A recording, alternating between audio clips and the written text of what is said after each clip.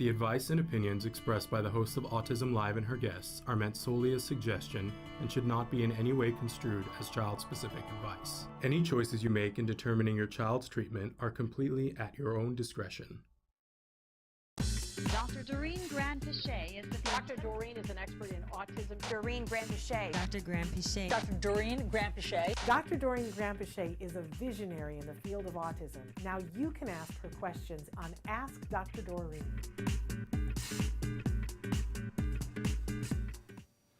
Good morning and welcome to Ask Dr. Doreen. I'm Shannon Penrod. I'm here with the fabulous and the stunningly beautiful Dr. Doreen Granpeesheh. So thrilled to be here with you this morning. Thank you so much, Shannon. It's always my pleasure, and good morning, everyone. Good morning to all of you. Some of you have already written in and said hello. Good morning to our Journey Cameron's New Life, to Ka, and to Michelle. So thrilled that you guys are here with us, and I know that there are others of you who are watching. If you're watching us live, we are live right now on Facebook, on YouTube, Twitter, and about a dozen other sites, and our fabulous Traven will run through those for you in just a second. If you are watching us recorded anytime in the future, we are a podcast, and we're available for free wherever you download your podcasts. We just love being available for you guys in this format.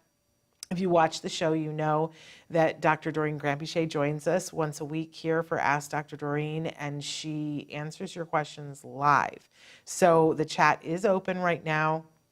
If you want to write in because you have a question, it is open, and we both have the ability. Sometimes I know some of you have written in and said, why did my question get ignored? Sometimes there's a weird thing where I get a question and she doesn't. We can't figure out why yet, but we're working on it. Yeah. But so just be persistent. If you see that we're not answering your question, excuse me, I got a tickle all of a sudden. It's the excitement of all of it, right? The worst possible moment.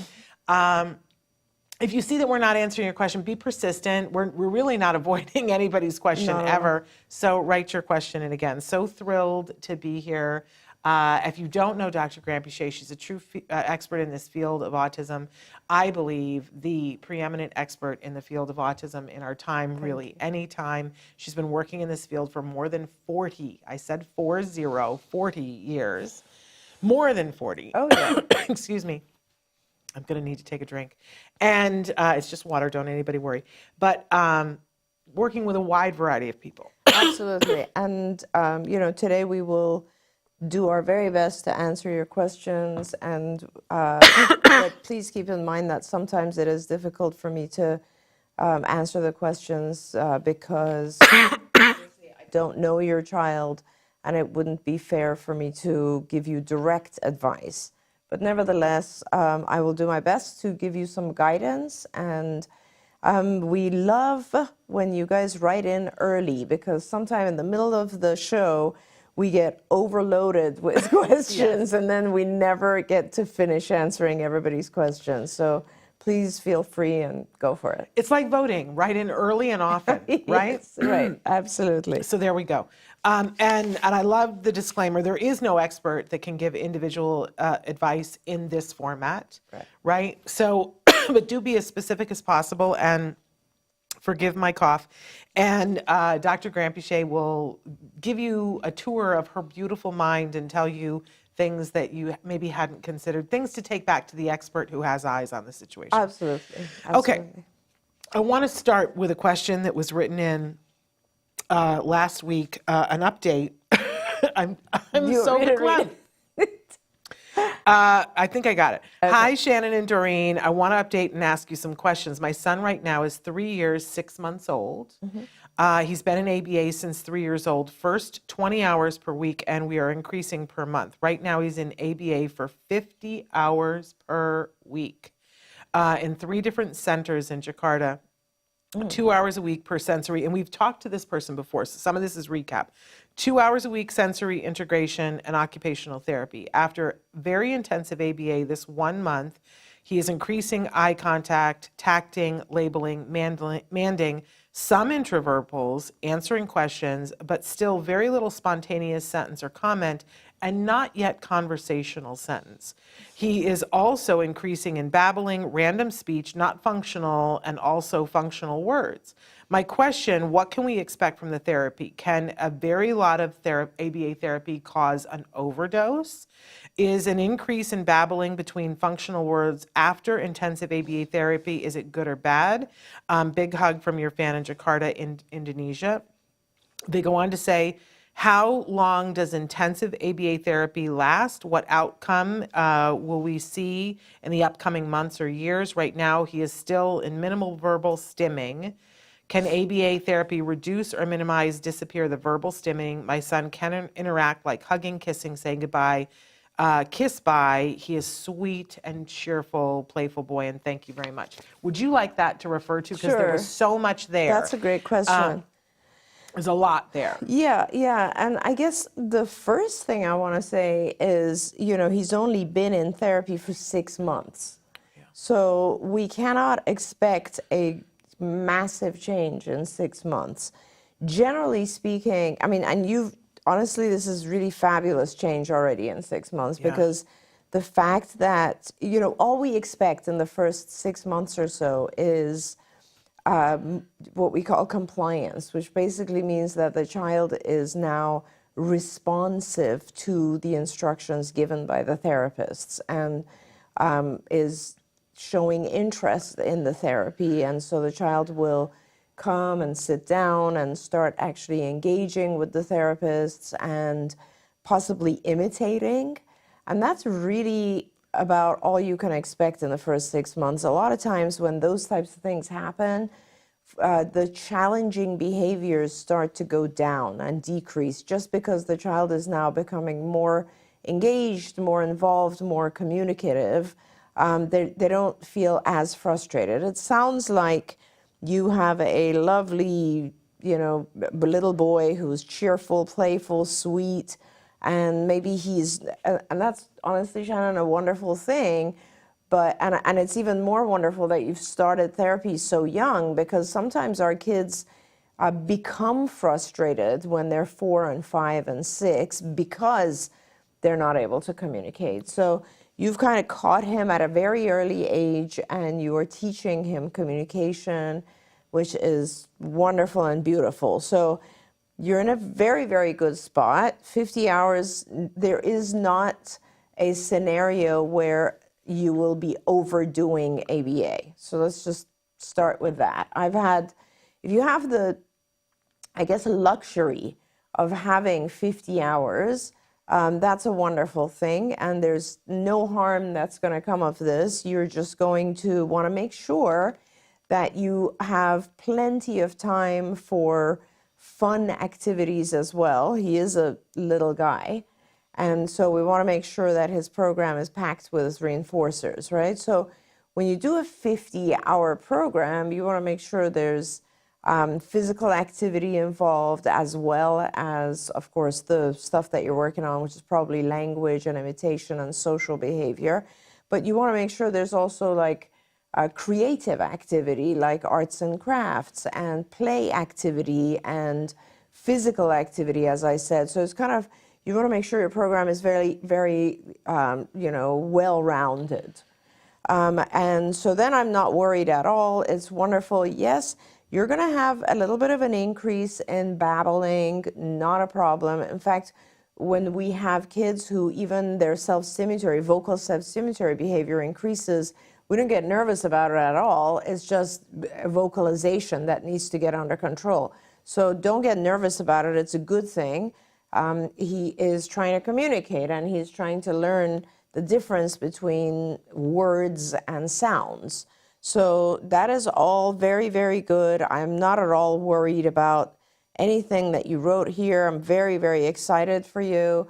And I think that you're doing a great job, and stay with it. It's fabulous. Amazing. Yeah, it's so nice to see that someone can actually get that many hours in Indonesia. Yeah, no kidding. And I'm sure that it's because you've worked really hard to get it, because you can't get that anywhere unless you've done some work.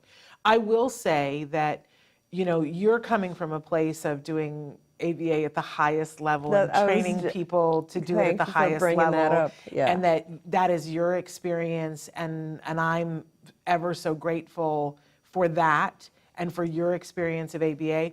I will say that there are people who don't do ABA as well as Dr. Granpeesheh and the people that she trains to do it.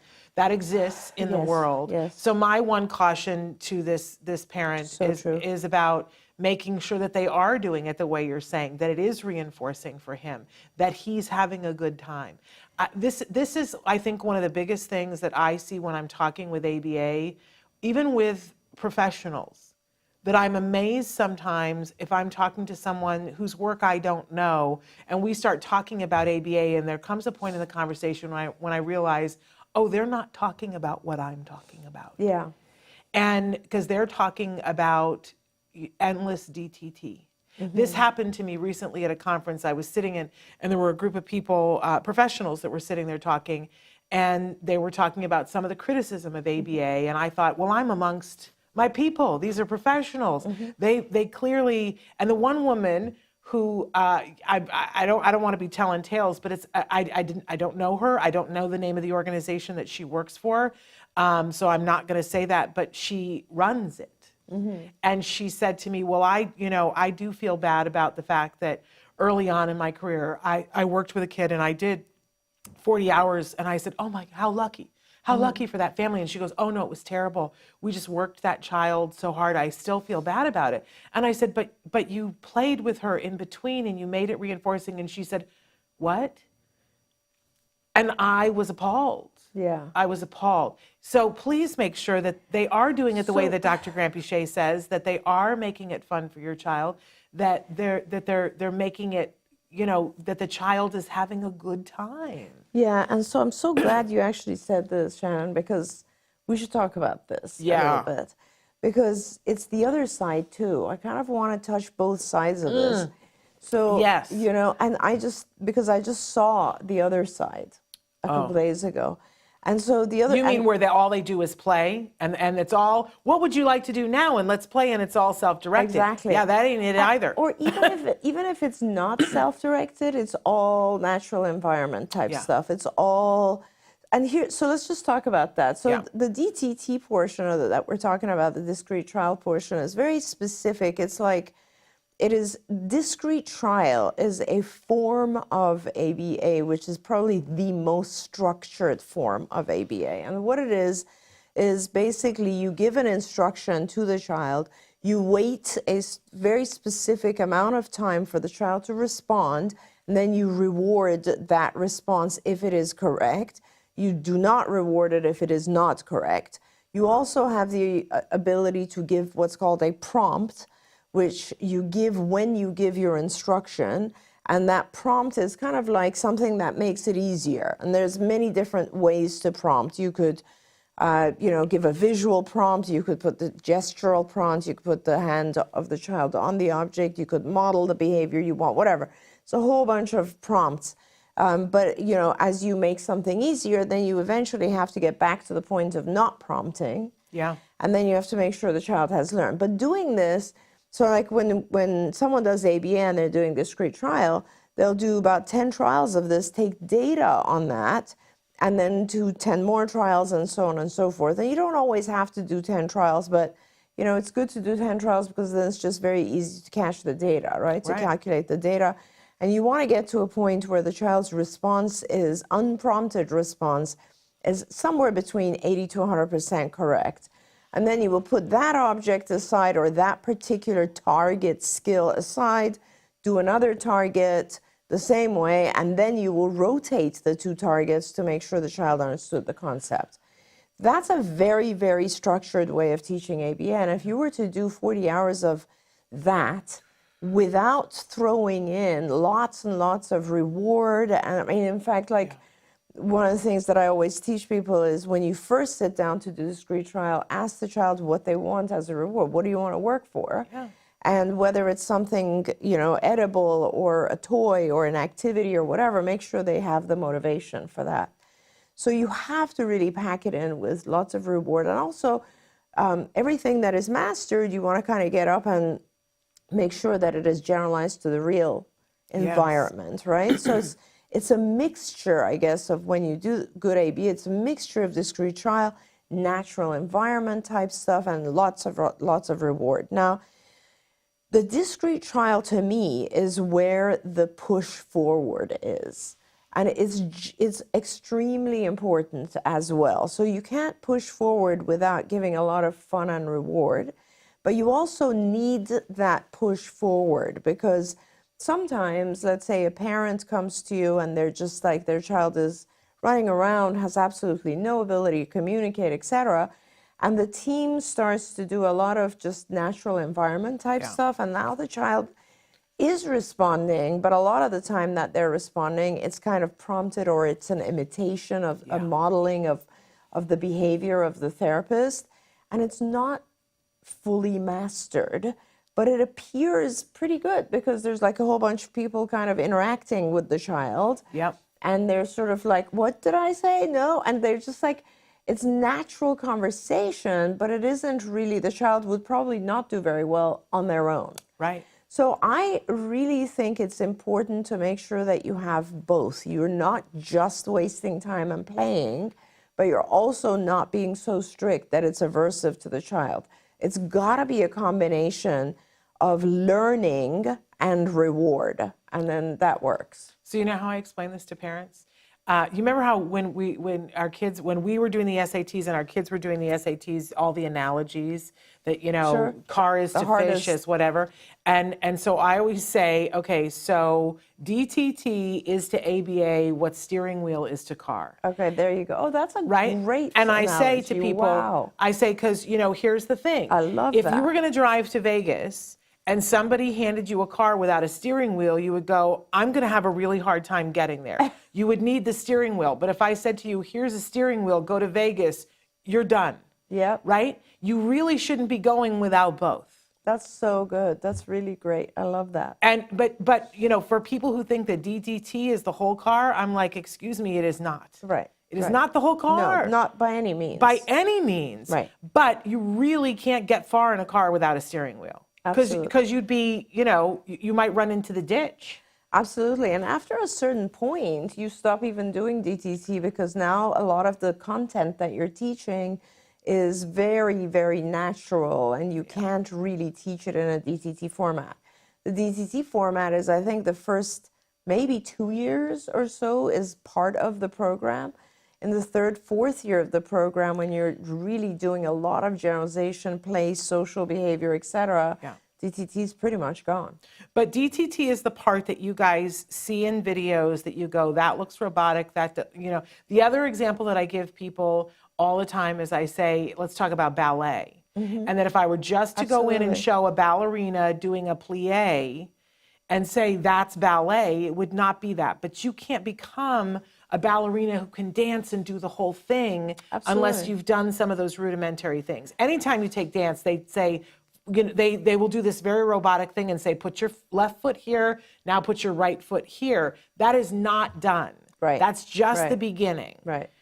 So that's the weird, and everybody looks right. at DTT and they go, oh, that Oh my looks gosh. terrible. I wouldn't do that. But I mean, Shannon, like you're using a lot of really great comparisons. Think about the fact that, so we in our day-to-day lives, we use money, right? And Yeah. the concept of money exchange Yeah. requires some ability in math, right? Yeah. Where did that start? That Yeah. started with us memorizing the math tables, Yep. the multiplication tables. You Yeah. know what I mean? So in the beginning, there's this like very rote activity Right. of 2 times 2 is 4, and we all did this. Yep. And then that turns into something that is used in your day-to-day life. Amen to that. Well, and you brought up a token economy, so we're going to move because Okay. money is a token economy. So our journey, Cameron's New Life, said, "What is a good behavior token economy?" We started a summer challenge to photograph the alphabet. Hope it motivates our support staff. Your thoughts? And they say we're working on public safety.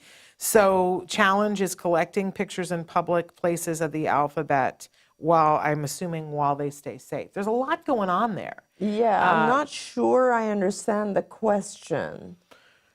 Do you? Well, what I took, and Christina, help us if I'm not right here, is that the summer challenge is to photograph the alphabet. So that's one thing. But they want to know a token economy for doing that, I think, safely.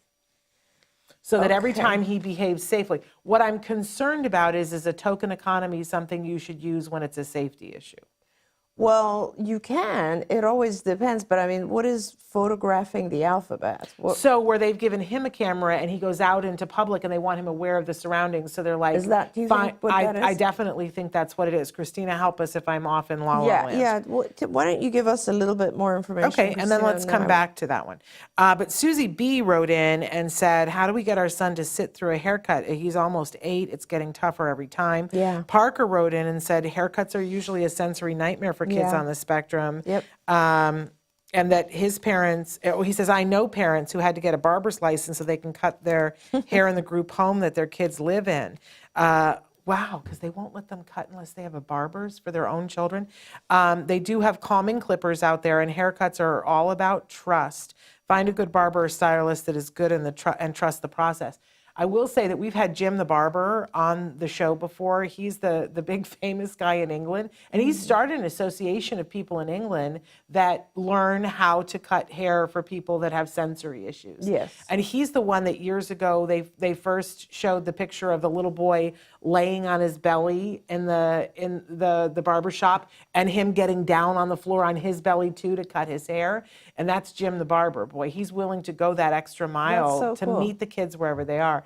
But help us. What are some things? Here's some ideas. I mean, and I love, Parker always has really good ideas, but let me just kind of approach it as a behaviorist. And you always want to, I guess, classify how aversive is this activity for my child? Like, what is the level of averse, I guess? Yeah. Because however aversive it is, you kind of need to match it with the same powerful reinforcer level, right?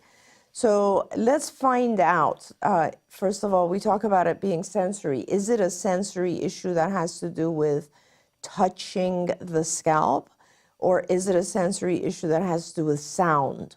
Or is it a fear? I mean, that's another thing too, because sometimes our kids are perfectly fine when there are scissors, but they become very, very averse to clippers and the sound of the clippers. So identify that first, because you're going to shape each one of those. And I think it's important because sometimes you don't have to deal with clippers. Let's say if it's a girl with long hair. Yeah.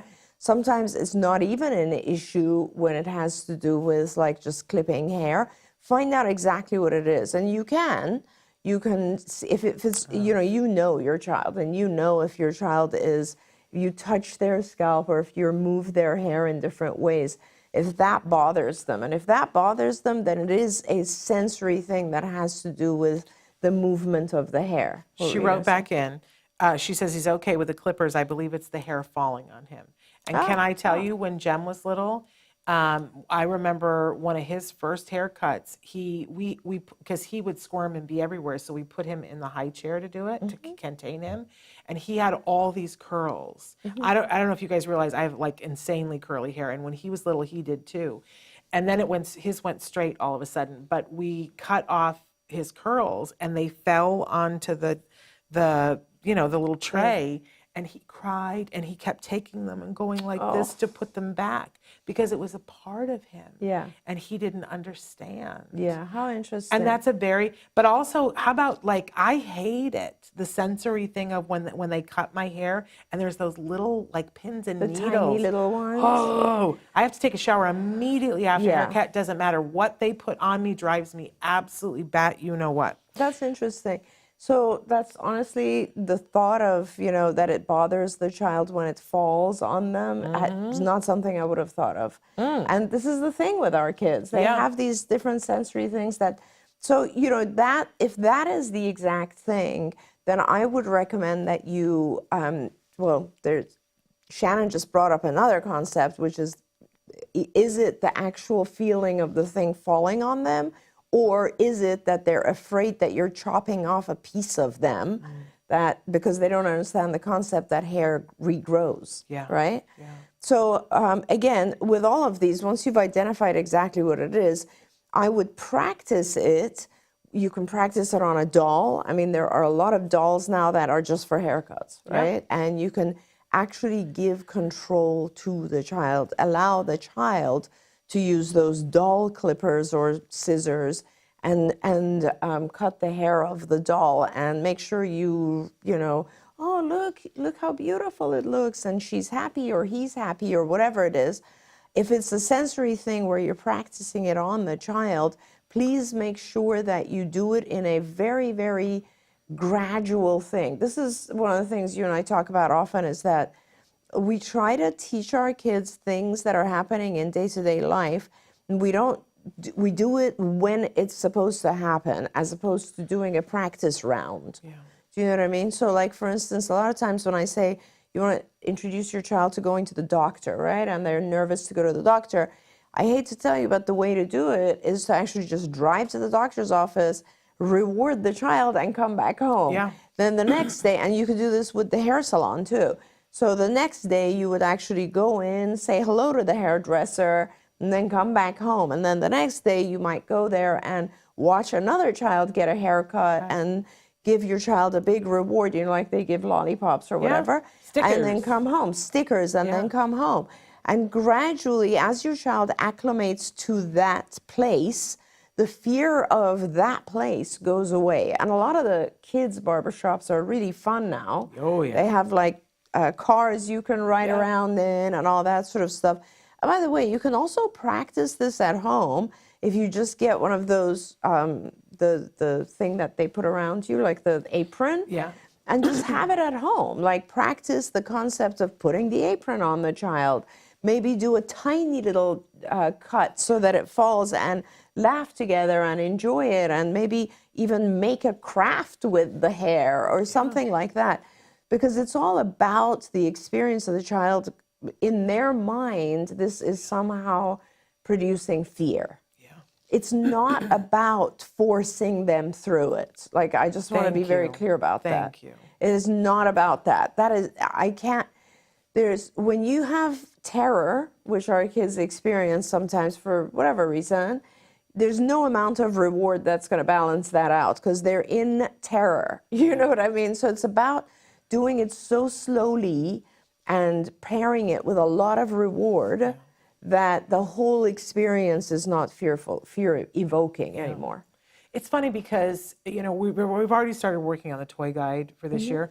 And it always gets me in the mindset thinking about toys and where we're going and in terms of play. But when I was a kid, one of the things that we did all the time, because we didn't have video games, is that you would play pretend and you would set up, you know, you play school, or you play barbershop or beauty parlor or whatever.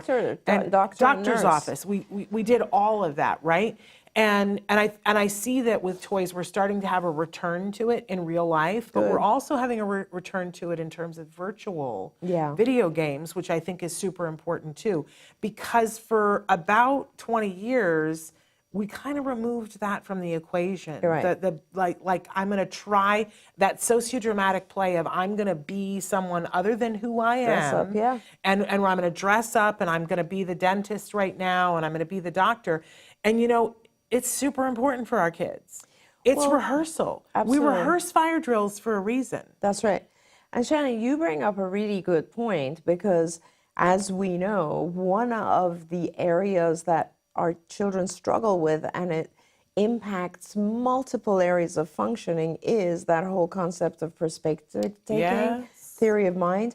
And so playing at the role of someone else is in general a very hard task for our kids, and it is an extremely valuable task. If you can teach your child to pretend to be hairdresser, pretend to be doctor, dentist, whatever it is, and go through those things, it actually gives your child not just a perspective of what the other person is doing, but it gives them control. And I can't use that word enough times, because a lot of times we are very capable of doing whatever it is that we're supposed to do, as long as we're in control. The moment we lose control, we struggle and we're fearful, because we don't know what's happening to us.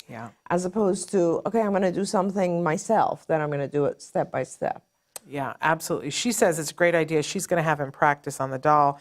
And she also says that he's been going to the same place since he was 1. His hairstylist has so much patience with him. She's offered to come over to our house also. Do you think we should do that? Yeah, absolutely. I mean, I think that would be really anything you can do to acclimate him gradually and to produce, you know, and I mean, honestly, if she's willing, the way to do it is to do a very, very short session. Like, for instance, Now we're going to cut 2 times, clip, clip, that's it. Yeah. And really reward him. And then the next time, now we're going to cut 5 times. Can you count with me? 1, Yeah. 2, and make it so that he realizes it's benign.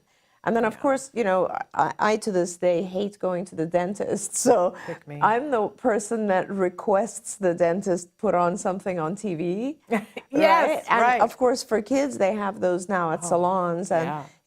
if the child can engage with something that's a little bit distracting after they've already agreed to it, like Right. that, I think is very important. Oh, I appreciate you so much for saying that them agreeing to it. Yeah. That it's not just, because I think a lot of people Are they like, kind let of me skip distract steps. and- They're like, here's an iPad. Now do it. Take the blood or you know, do whatever. You know, you need to. It's funny because I just was talking about this with my niece the other day. I had to go to the eye doctor, and I'm highly allergic to lidocaine, so I'm always on edge. Yeah. And whenever anybody walks towards me with a needle or anything, I go, slow your roll. You know, what's in that? I'm allergic to lidocaine. Are we prepared for this, right? And I went to the eye doctor, and this woman just came at me with this stuff to put it in, and I said, hold up. How about you tell me what's happening before you do it? Yeah. She goes, you're at the eye doctor. I'm going to put drops in your eyes. And I said, so you just like, do people just sit in a chair and you just come up and put, I said, talk to me before you touch me. It's so, yeah. And I mean, like, if absolutely. I have to say that as an adult, I imagine what it's like for our kids. This person just comes at me with a pair of scissors. Absolutely. You know, that we need to be like having the conversation and communicating. And I love a good doctor who says, okay, now I'm going to come I and I'm love going to that put too. eye drops in your eyes. and this- Everybody loves that. That Right? is such an awesome thing when doctors do that. Yeah. Yeah. Well, it's dying I a agree. death apparently. Because you can't. And I know they wrote in my chart difficult. I know that they did. I'm like a Seinfeld episode where Elaine was like, I'm going to get my record to see that they wrote that I'm difficult. And you know what? I don't care because maybe they'll No, think about it before absolutely. going to the next person. I And agree. yes, I am difficult, in case they were wondering, and I make no apologies for it. Okay, Joe wants to know, do you have any kids that have gone through the stem cell therapy option, and what were their outcomes? So, really great question. And I do actually have kids, I do know children who've gone abroad and gone through the stem cell options. And I'll be honest, I think I think there was a little bit of a placebo effect in the beginning where having gone through something like that, the initial reaction was, oh, we think we see some change. And let me tell you, it is very hard because no one is doing just stem cells, right? Everybody's doing something. Your child's in school, you're getting ABA, you're getting speech, you're getting a million other things. So it's very, very difficult to see the result and say, it is this, Yeah. right? But even the parents who, and these are just the ones that I know, who went to the trouble of doing this, after a while, let's say after 5 or 6 months, they felt that there was no lasting change or effect that had happened on top of everything else they were doing. Yeah. Now, that's just to say that at this point in time, stem cells are developing. I did a whole show on the doctor's show, which was about stem cells. And there was some research that was done that, you know, made the news and everybody thought, oh, stem cells are going to be very effective and so on. It was pretty faulty research. Like there was a lot of debate about whether or not this research was actually well done. And there were a lot of criticisms. There were a lot of things, I don't want to go into that right now, but there were things that were not necessarily, it wasn't the best research and it hasn't been replicated. So at this point, I would say, and I know it's hard to say this, but I would wait a little bit longer. I think maybe another year. There's a lot of research going into stem cell development right now. So maybe another year and we will be at the point where we have something a little bit more beneficial. And let me tell you, I kind of understand people who are very anxious about this. I have some of our viewers might know I have like lower back injury from multitude of car accidents and stuff that I had when I was younger. I'm actually on the wait list at Mayo Clinic for stem cell for my lower back. Wow. But it's too early, you know, and they're doing a lot of work on stem cells with joints. Yeah. but not yet necessarily what I need. So, it's coming, and I thank God it's coming because it's miraculous, but I would wait a little bit longer. There we go. Parker says, I've heard horror stories of parents planning birthday parties and nobody shows up or RSVPs. Some have called police officers to have them show up, not to arrest anybody, but to celebrate. And we've had people who've called fire departments as well and things like that. Some have used the social media campaigns, etc. What do you think is the best way to plan a birthday party for an autistic individual? It's so funny, Parker, you say that. I remember I had a birthday party for my son when he was very young. I think it might have been, I want to say 3 or 4, and only one other child showed up. And I think he remembers it. I mean, he's now, as you know, a very social being and has tons of friends. But, I guess it's like any other party. I would just, first of all, get confirmation, have activities that are not just fun for the child, but fun for the other folks that you want there. I wouldn't necessarily, I would definitely, especially today, invite other individuals who are also on the spectrum who might have similar interests. That, I think, is something that was not possible 15, 20 years ago because the prevalence wasn't there, and it was very hard to say. I always said, I remember early in my career, I had a child who was just brilliant, and I never could really find for him the appropriate social group because he was such a genius. Yeah. And it wasn't until he himself found in school another boy who had Asperger's, and then the two of them became two peas in a pod, and it was beautiful. Yeah. But I really believe that if you can try to identify the people who are similar, right, have similar interests, no matter what age, and that you provide an activity that is of interest to the social group, you're going to have people show up. It's really that simple. It's about planning the right people. I got to say, I think from the parent perspective, it kind of depends on the age of the child, what your tactic is. But I'm going to say something, and it's going to be wildly inappropriate. And this is not a commercial, but I'm going to say I threw cash at it. Okay. I just threw cash at it, and I didn't have the money to spend, but I would save all year long. And when we had a couple of parties when my son was little, and what we would do was we would invite all of our adult friends to a kid party and ask them to bring all of their kids. And that's how, but when he started school, when he was in kindergarten, I don't know whether, it was kindergarten, the year that he turned 5, we invited the entire class. Yep. And we made sure we sent multiple invitations home with the parents, and we had the birthday party at, ready for this, not a commercial, Build-A-Bear. Yeah. Oh, and it said, please come, your child will be given a teddy bear, because when you do a birthday party at Build-A-Bear, they have a specially priced teddy bear. At that time, it was $10. And I kind of did the math on it, and I was like, and I had cupcakes that were in the little every kid's gonna come to-go to that. cup, the little Chinese takeout cup. So I didn't have to clean my house. Yeah. I didn't have to buy decorations.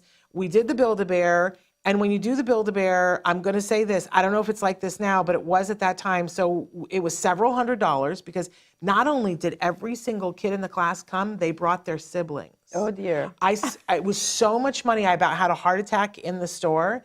But then they gave us, you got points for every dollar that you spent, you got points. So he had free teddy bears for the next 5 years, because I think it was $500 when I was all the way done, which is, for a lot of people, that's nothing for a birthday party. For me, that's catastrophic chest pain. Yeah. Right? But that one party at Build-A-Bear made him popular. Made him popular, and every party that we had afterwards, everybody knew that their kid was going to get something good. Yeah. And people would come out of and they would call and say, do you mind if he brings a friend? Yeah. And we never had a problem after that. Yep. So I'm sorry. I'm going to say throw cash at it. It's funny that you say this, Shanna, because there's actually a lot of studies about, one of the primary tactics to increase the social draw of an individual is like fun activities, or even gadgets or a toy.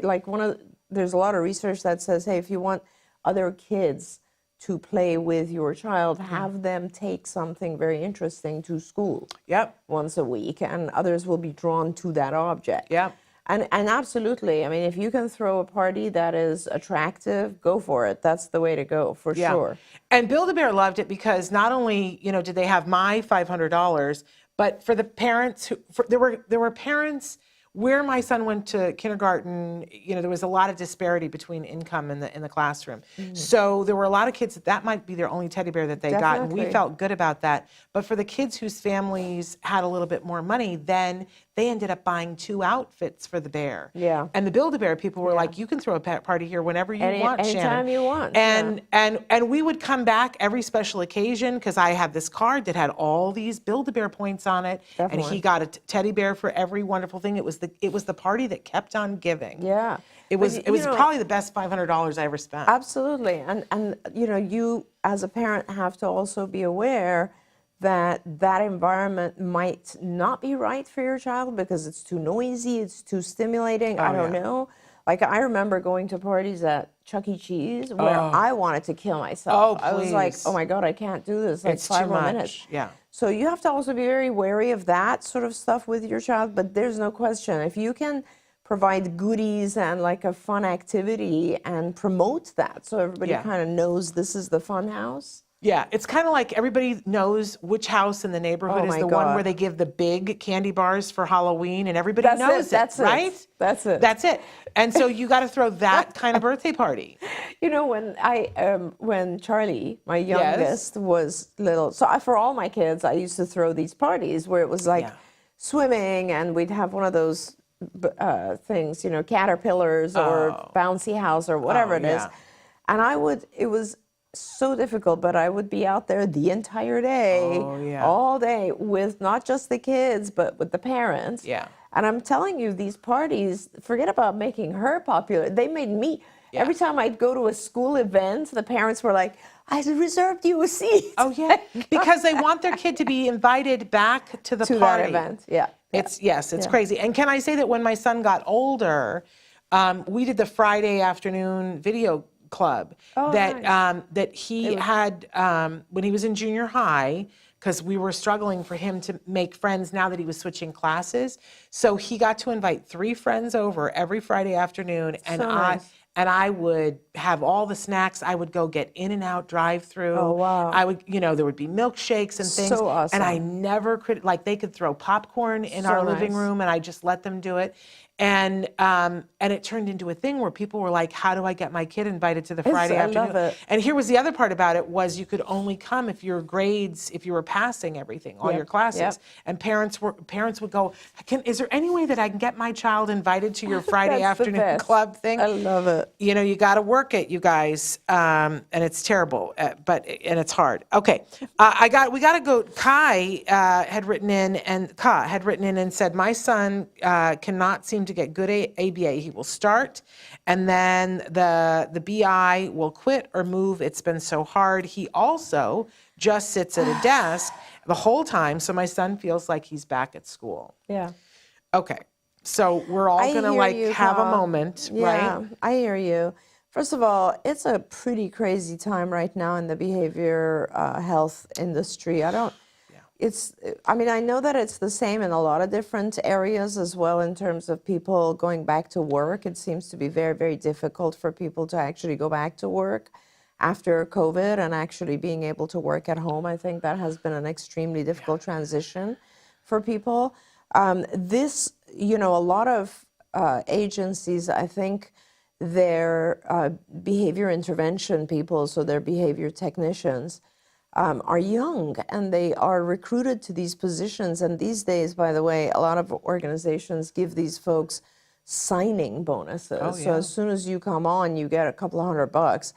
And then they realize this is not as easy as I thought. First of all, I got to learn all these techniques. And secondly, I might actually have a child who's angry, aggressive, there's challenging behaviors. I got to run around and so on. And there are people who are, they're not in it for the right reasons. Just that simple, right? I remember many, many, many years ago, I had a gentleman who had his master's And I was like, this is great, like I'm going to hire this guy. He wanted to learn all the ropes. And I was like, yeah, absolutely. We're going to teach you and you're going to work with these children and all this sort of stuff. And then one time a parent came to me and said, hey, I just videotaped this therapist. Yeah. And the guy, this is like a guy who was going for his doctorate, right? And he's sitting there balancing his checkbook. I think I know this guy. I think he's I know sitting this there guy. balancing his checkbook. I wanted to like go suffocate him, I was Right. like, how dare you waste the time of our child here? And anyway, so there's, it is very hard. I totally understand. That's why Shannon and I have actually done a lot of different videos and presentations and even written a bunch of stuff on how to identify a good behavioral program, a good ABA program. Yeah. This particular issue that you bring up about high turnover, ask the agency you go to and just say, what's your turnover numbers? Like what percentage of your staff turn over every month? How many do you hire? How many do you lose? Yeah. Like what are my guarantees that as soon as my child gets attached to someone, they're not going to leave? Yeah. I mean, that is actually a really good measure, I think, of good leadership. I mean, people always give me a lot of credit for years and years of past guard. Yeah. And I always say it wasn't me. It was like the 50 or so people that stayed there for over 20 years. Yeah. That shows you that they were all people who were mission driven and dedicated to the cause. Yeah. So yeah, it's hard these days. It is very difficult. And I want to put out a plea to parents that on our side, what we all need to be doing is we need to not just call your ABA provider, but also call your insurance provider. Yes. And say to them, I am having a hard time getting a behavior tech to come and stay. Yeah. I'm having a hard time. And because here is the issue, and this is my opinion, and you can naysay whatever, but in this world, this post-COVID, we're still in COVID, but we're calling it post-COVID world, where you can get paid $25 to go stock shelves at Target. Yeah. Who are the people that are going to come in and get paid less than that to come in and work with kids? And potentially, I mean, if you talk to these people and see some of the things that they go through, I watched my child hit therapists. Yeah. My child, who is now wonderful and productive and on the dean's list of college, but when he was in a child, he whacked one of my favorite therapists with a Geotrack, a Fisher-Price Geotrack, in the forehead. These people are doing hard work. I've seen other people who are like, well, a kid peed on my shoe. Yeah. That's their shoe. You know what I'm saying? And that person stayed. Both of those people stayed. This is not an easy job. And if you can get paid more to say, would you like cinnamon Crispus with that? Yeah. You're going to have a hard time keeping people. Yeah. That's just a reality. And but insurance has to be able to pay them. Yeah. They have to make the funding that insurance gives them enough for people to stay. And right now, insurance keeps saying, no, let's pay them less. Yeah. Your insurance company wants to pay those people less than they would get paid at Target. And until you call the insurance company and say, excuse me, that's not right. That is, and you have to use certain words with them and say, this is denial of access to care. It says here that you're going to give it to me, but you're denying me access because there aren't people because you're not paying them. Yeah. We have to stand up as parents. And there's another thing that you as a parent can do, which I think is, and I think a lot of parents have been calling, and I think insurance companies are actually coming around, to be honest. Okay, good. Not just that, but Medicaid is coming around, which is wonderful I'm glad to hear see. That. Yeah, they're increasing their pay rates. But one thing that I want to tell you, which I guess parents, you might not realize, is that, so, the behavior intervention folks, the behavior therapists, the entry level, therapists, they come and they think, okay, I'm going to get paid, let's say $20 an hour. Is this a job for me? I guess if I work 20 hours a week, I can probably do it. Yeah, it'll work for me. So they count on having 20 hours of work each week. And then what happens? Cancellations. And the cancellations are nobody's fault. But the truth is, when a therapist is expecting a session, and for whatever reason, a parent has to cancel, whether their child is not feeling well or they need to go pick up their other child or whatever it is. They just don't want someone in the house that day, or they can't get to the clinic that day, whatever it is. that affects the therapists tremendously, because often the agency is not able to find hours for them. And so they actually end up doing, 15 hours a week instead of 20. And that's when they quit. That is a very big reason for behavior therapists to leave, because they're not getting the hours they wanted.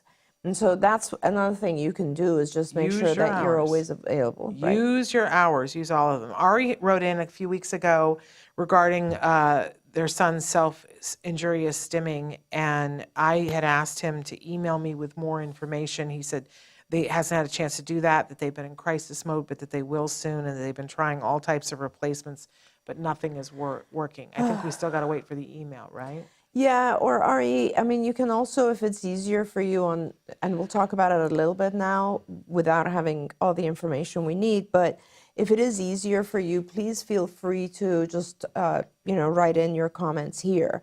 Because you refer to it as self-injurious stimming, and you're using two very different terms together, and it's important that you identify what it actually is, because there's, self-injury can certainly occur as a result of the child just, wanting the sensation. There's self-injury, true self-injury occurs when the child is alone and they are either in pain, and let's say their head hurts and they can't express it, and so they might hit their head against a hard surface, because that pain helps them kind of not feel the constant pain of whatever is hurting them in their head.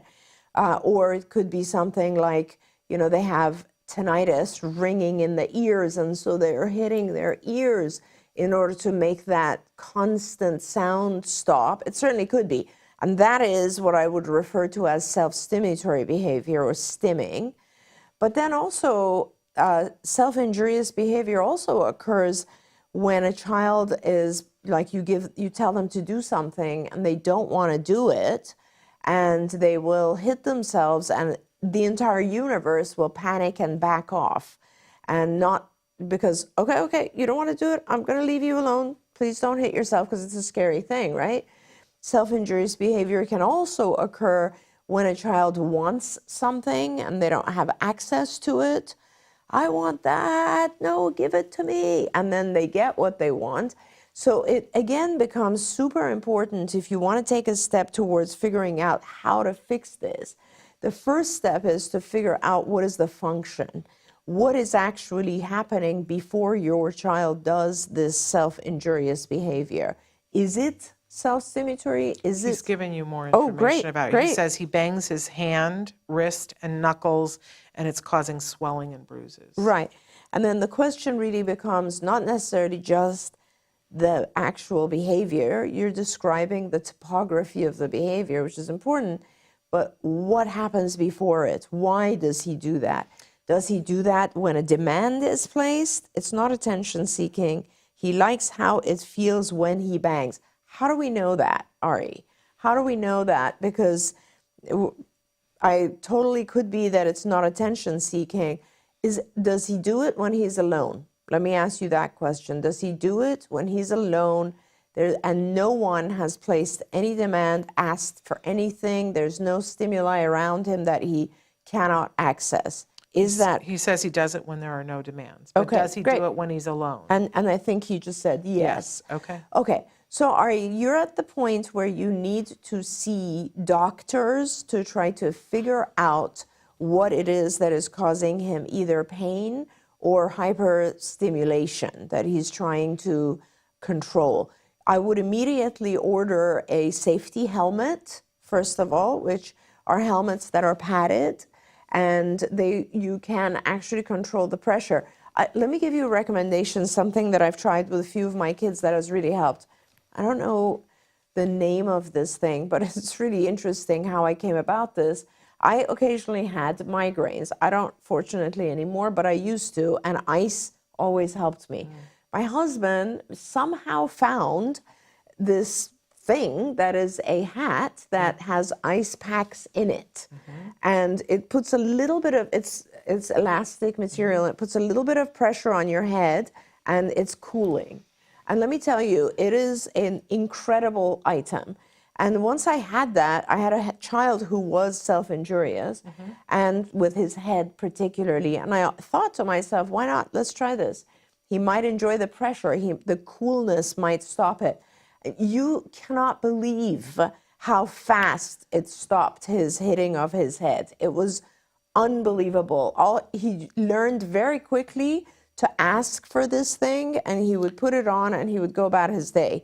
So you have to test out these types of things, because sometimes it's a matter of the child craving pressure. Sometimes it's a matter of the coolness. I may have said head, but it's not his head, it's his hands. And he says they've had to buy him a glove to protect his hand, wrist, and knuckles. He's happy when he bangs. He's laughing and playing while he's done it. Let me ask you something. Is this a kid you give a bongo drum to? Yeah, it might be, but how is he hitting?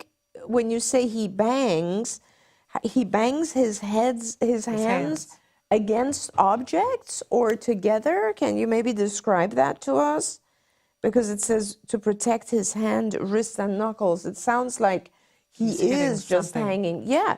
Why don't you, at this point, if it is his hand, he has bongos. So if it is his hand that he's hitting against objects, then I think you're doing probably the right thing, which is give him gloves that are protective. Perhaps actually try the gloves that also there are hand types of stretchy things that also are cooling. Cooling tends to also reduce irritation, but also teach him activities that might give him, bongos of course are not bad, they're like this. You might also want to teach him boxing, which is a very different activity, but you then get this need under control, because then what you're doing is you're saying, when you see this boxing, either ball or one of those long things that are hanging, and and it's under my control, we're going to be doing this, and he can request it. He can say, I want to go work out, and teach him boxing, but the rest of the time it's not allowed. And it's really interesting. Parents often ask me, they worry that introducing something like that might increase the behavior. It in fact doesn't. It's like an outlet.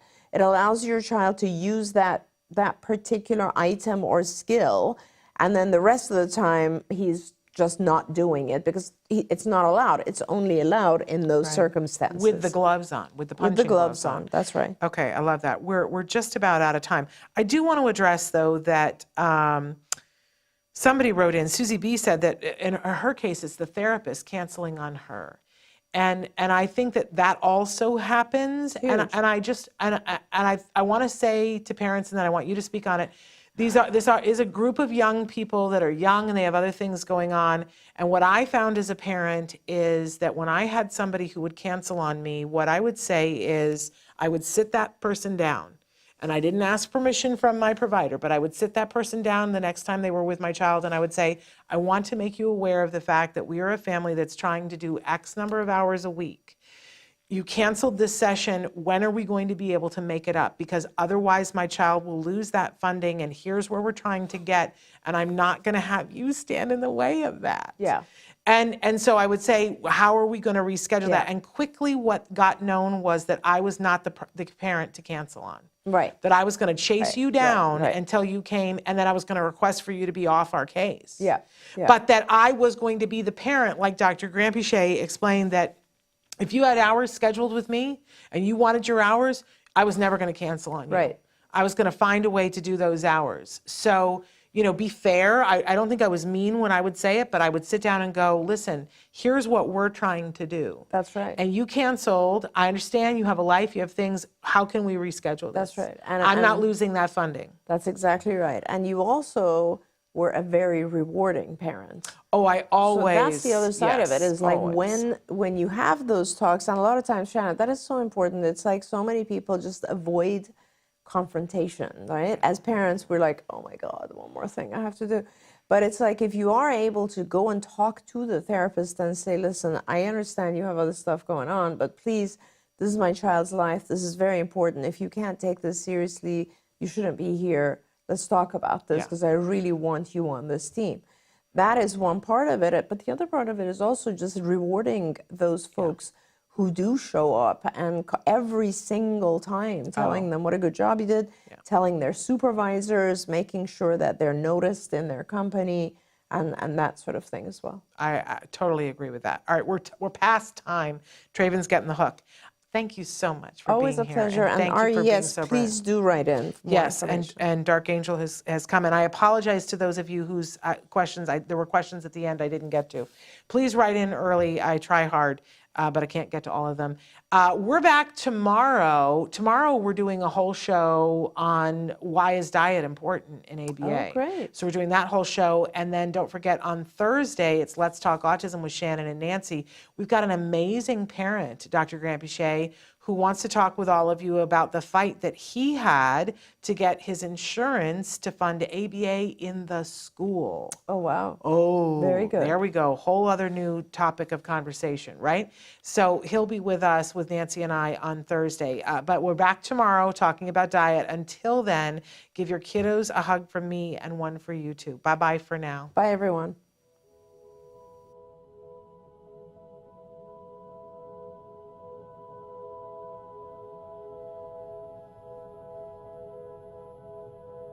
If you found anything helpful in this video, please give us a like. In fact, make sure that you smash that subscribe button on YouTube and give us a like on Facebook. You can also follow us on Twitter and on Instagram for important updates. And please download our free podcast wherever you get your podcasts. Thank you so much. See you next time.